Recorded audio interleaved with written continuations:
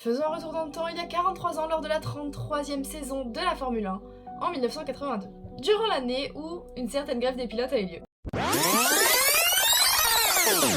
Cette saison a démarré sur les chapeaux de roue en Afrique du Sud à Kialami, et oui, suite à une idée de Niki Lauda, les pilotes décident de se retrouver à l'hôtel et de faire grève pour louper les premiers essais de la saison. Grand heureusement pour les fans, Didier Pironi a réussi à trouver un accord avec la FIA et ils ont donc pu prendre le départ de la course. Et les deux premiers grands prix de la saison ont été remportés par El Professeur, Alain Prost. Puis arrive Long Beach, un pilote manque à l'appel.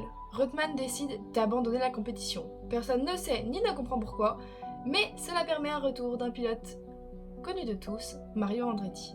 Niki Lauda, lui aussi de retour dans la compétition depuis ce début d'année, remporte le Grand Prix des États-Unis. Mais la grève à Kialami n'a pas été le seul événement qui a secoué la Formule 1 cette année-là. Les écuries britanniques décident de boycotter le Grand Prix de Formule 1 à Imola suite à la disqualification de Keke Rosberg et de Nelson Piquet. Seules 14 voitures seront donc présentes au départ. Et c'est un Grand Prix qui va marquer la rivalité entre Pironi et Villeneuve. Malgré les positions glacées à quelques tours de l'arrivée, Didier décide d'attaquer Gilles qui est devant lui à ce moment-là. Et ça a donné une image assez drôle sur le podium. Puis arrive Zolder, anciennement Grand Prix de Belgique, et les qualifications. Villeneuve est à l'assaut du chrono de Pironi et arrive sur Jochen Mass qui lui est dans son tourlant. La catastrophe arrive. La Ferrari du Canadien s'envole dans les décors et Gilles est projeté hors de sa voiture contre une grille de sécurité. Les secours sont tout de suite intervenus, Gilles a même été héliporté, mais tout cela en vain. Il décède en cette année 1982. Malgré cela, la tenue du Grand Prix a quand même eu lieu et c'est John Watson qui l'a remporté.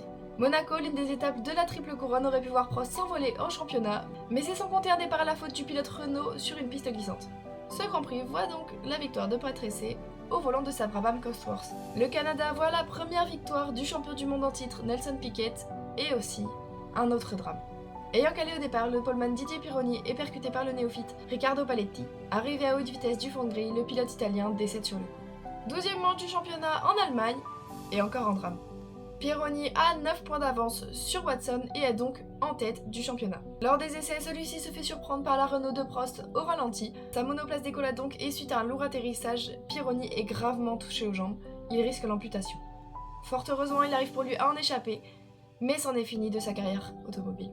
Le lendemain, la course est remportée par Patrick Tambay, remplaçant de Villeneuve depuis le Grand Prix de Belgique, qui a profité d'un accrochage entre Nelson Piquet et un autre pilote, et suite à cet accrochage, Piquet frappera d'un coup de poing Salazar.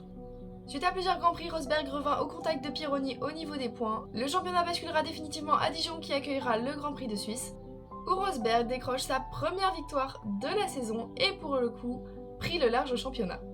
À Monza, malgré la pause du surprenant Andretti, Arnoux s'impose, et 4e, John Watson revient à 9 points de Keke Rosberg, ce qui lui laisse une infime chance d'être titré au championnat.